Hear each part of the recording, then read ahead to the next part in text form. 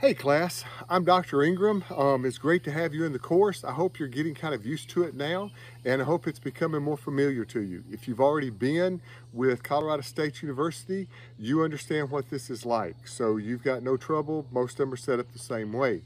Let me explain to you what we're going to be doing this week. Well, first of all, this is kind of how I dress on the weekends, okay? This is my place, this is our house and stuff, and this is my backyard. And I just want you to get to know me a little bit better as an instructor, and hopefully you can kind of understand when I give you some feedback how I'm coming. I'm not trying to be critical or overly mean. I'm really trying to help you to move along in the process and do the very best you can, all right? So let's get started with Module 2. First of all, this week's discussion board is interesting. For one reason, you have to use primary sources. Now, the link is there to the Avalon site. It's at Yale University. And what you're going to do is look at the original charters of 2 different colonies, okay? It's usually good to try to find one in the north, one in the middle, or one in the middle, one in the south, or somehow compare what they're doing. That way, you can see the original intent that the colonists had in coming, because each colony had to make out a charter, had to explicitly state why they're coming to America, and that was what was kept on record. So what we're asking you to do this time is to look at what they said, put it in your own words, and compare them one against the other, and then to see how well they carried out their purpose, okay? Doing their reading is difficult because they wrote then in 1600s rather than today's English language. So you might have a little trouble with it, but you should get through it just fine, okay?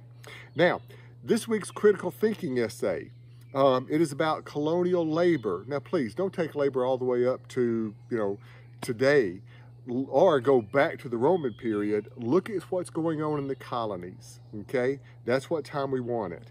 It's either indentured servants or it's slavery, one or the other. Now, here's what you're going to need to include in that essay. Make sure you include Bacon's Rebellion, okay? Make sure to include Bacon's Rebellion.